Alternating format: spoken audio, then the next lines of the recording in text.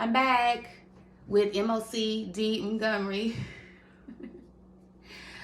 We are talking about Africana Womanism, which is the book that I have been presenting over several videos of a series that focuses on the 18 characteristics of an Africana woman. And this today is a very interesting discussion because, like the others, it's giving us insight into the characteristics and qualities of a woman of culture. And for those of us who are still growing in culture, it's a very valuable resource. And of course, we know our culture teaches us to look back on what those who have come before us have provided for us. And so I'm very excited to get this conversation going. Today's characteristic that we're looking at is whole and authentic.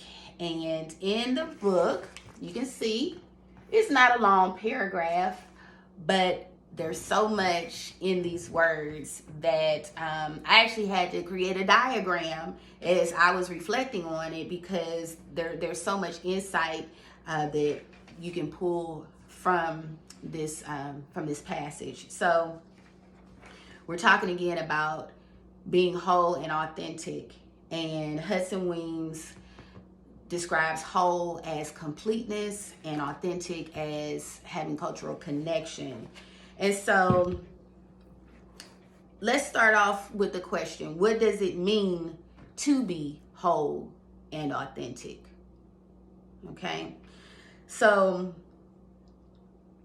in her book, Hudson-Weems reminds us that these characteristics are accomplished through our culture.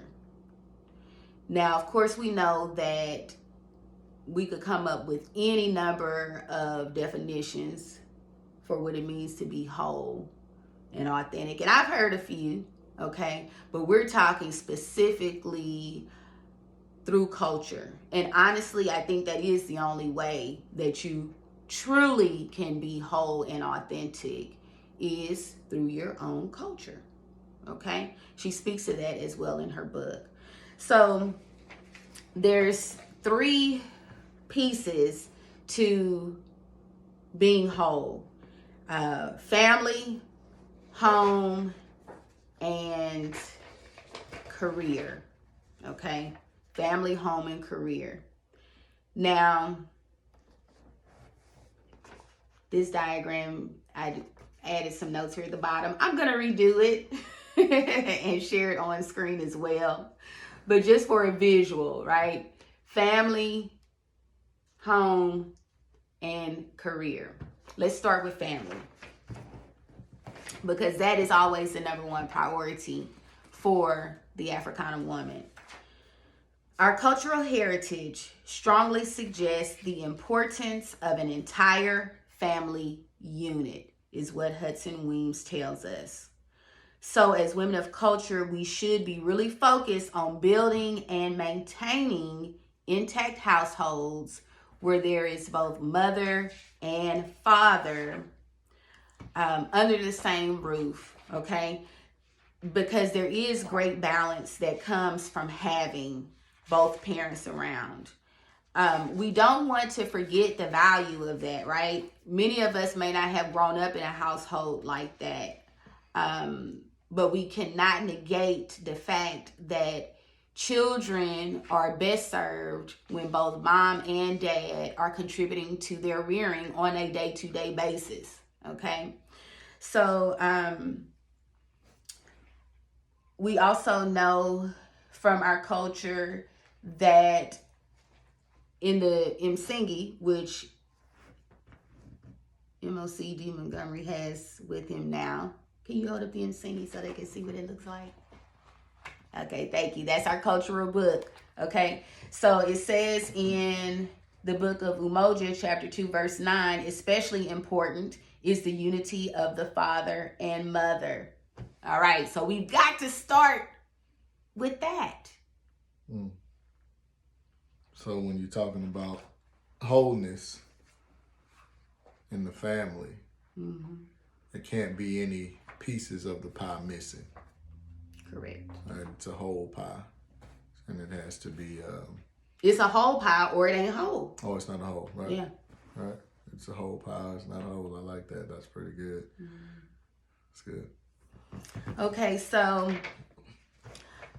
that means we have to be diligently working in unison with our complement, our man. Okay, and that is principled and harmonious togetherness.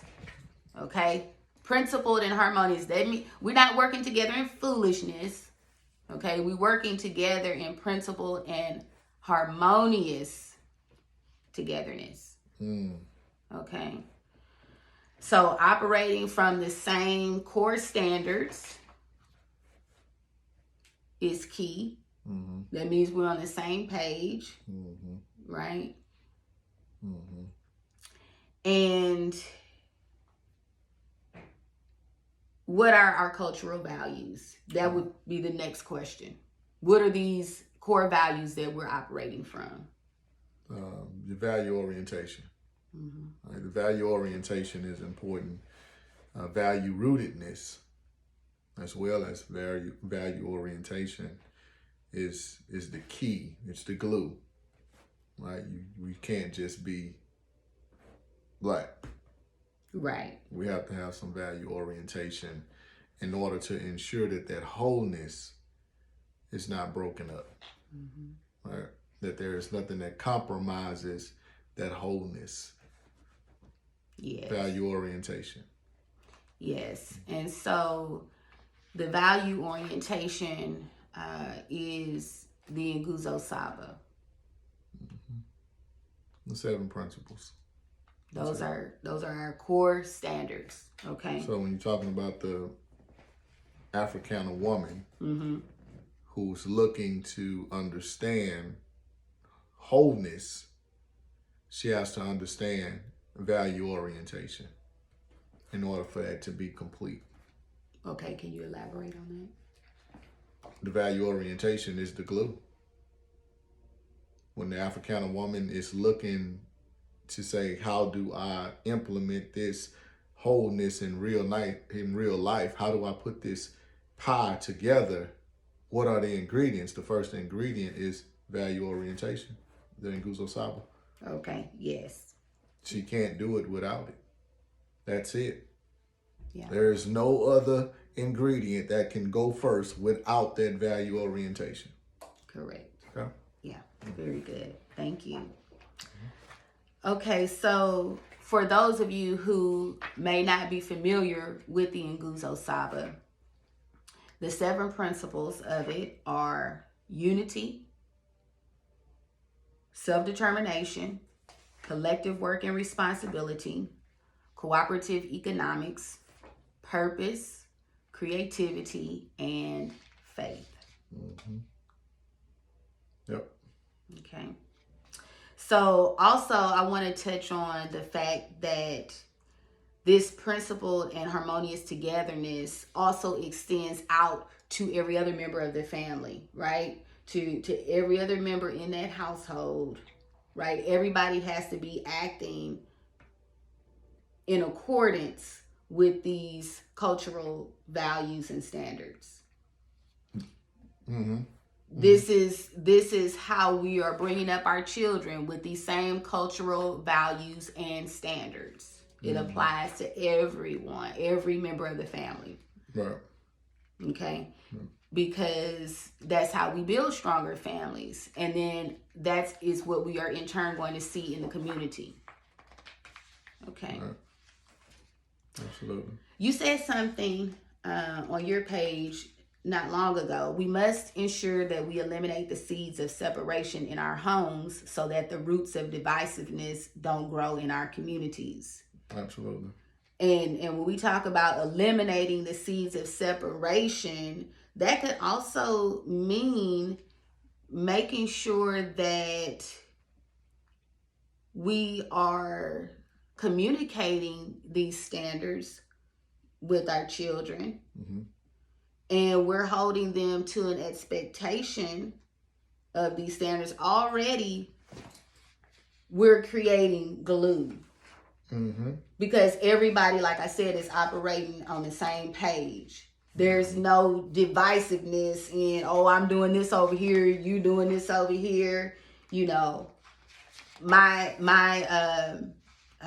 guidance is coming from these cartoons I'm watching off of TV. Cartoons, right? Right. Yeah. Right. So, because that's a form of divisiveness. Mm-hmm. Mm-hmm. Yeah. Absolutely. That's it. Okay. Yeah. So we'll go on because I could. We could definitely go on and talk about, you know, the fact that those values have to be solidified. Mm-hmm. We could talk about it and go on and on and on, but for the sake of time, we'll move on. Okay, but just let's remember, ladies of culture and men of culture, that we are the models. We are the examples for our children. And also remember that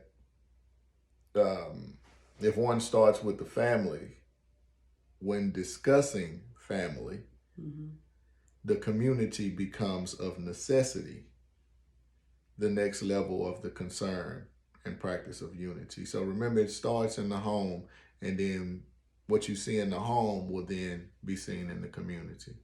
Yeah. So those values will just multiply themselves over and over and over, but it starts in the home. Yes. Mm-hmm. So again, the Africana woman should definitely seek to embody the principles, so that she can have that value system already embedded into her. That is so true, because what about the ladies who are not yet married, okay, or do not yet have children, right, or maybe they do, but they're seeking to grow in culture, right? This is how you start. Absolutely. You have to begin the process now. Encode it into your DNA, these values, these principles. Practice them, study them, so that then when you begin to put that, talk about the family, and you begin to build your family, that wholeness, it'll be a cakewalk. Yes. You'll breeze through it. It would be very easy. And I think too, it helps you to quickly recognize when you are dealing with a potential compliment or not. Absolutely. Yeah. Absolutely. So when you talk about the wholeness, the Africana Womanism, when she's talking about wholeness and completeness as it relates to family. So if she is single and may not be dating anyone, when a potential mate does come into her view, she's able to identify that he's a man of culture, so that he's a man that will help to complete that wholeness. Right? You're not looking for someone that's going to destroy the pie, especially when you're coming with the values and the ingredients of the pie, right? You're coming with the stuff that makes the pie good. And you should be, but when you study it, you're also able to recognize if the man himself has these values. Yes, yes. And ladies, the desire for the Africana man is a natural desire, right? Hudson-Weems speaks to that in her book as well. Just as the Africana man having the desire for the Africana woman is a natural desire, because hello, nature tells us that is how life continues, right? That's how we procreate. So this desire for one another is a natural thing. But when we are seeking that, let's again go to culture for guidance in how to select our complement in the best way. Absolutely. That's a fact.